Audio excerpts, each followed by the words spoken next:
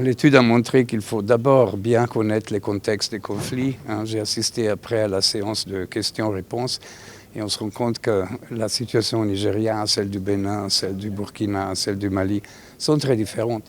Et finalement, il faut bien connaître le contexte pour trouver les bonnes solutions qui permettent en fait à la population de continuer sa vie en paix et en sécurité. Donc ça, c'est la première question. La deuxième, c'est que c'est vrai que le changement climatique nous est tombé dessus et depuis 20 ans de plus en plus et de plus en plus rapidement et qu'on se rend compte que c'est par là que passe la recherche de solutions, même à des conflits armés, même à des conflits qu'on pensait plus classiques entre États ou à l'intérieur d'un seul État. Il y a deux crises qui se déroulent au même moment. C'est une crise sécuritaire.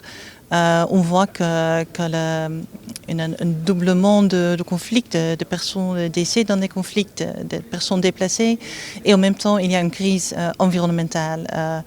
Le changement climatique, le sol dégradé, il y a beaucoup d'exemples de crise environnementale et ce qui est pire est que les deux sont liés. Alors la crise sécurité mène à plus de dégradation environnementale et la dégradation environnementale mène à des conflits. Ce rapport a quand même été essentiellement fait par ZIPRI.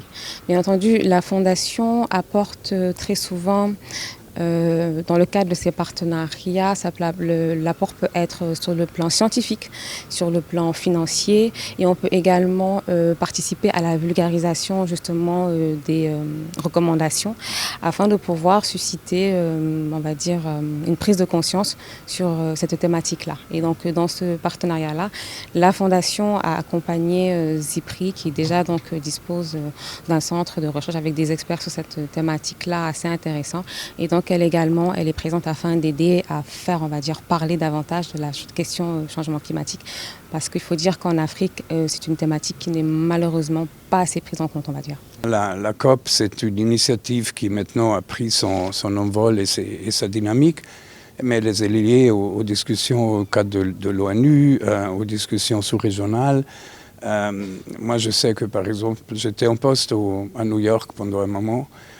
Les questions de sécurité alimentaire, les questions de gestion de l'eau, ça c'est des questions qui reviennent à la COP et qui sont effectivement de plus en plus importantes pour toutes nos sociétés et pour le monde entier, même si on n'a pas l'impression d'avoir contribué finalement à la dégradation de la situation.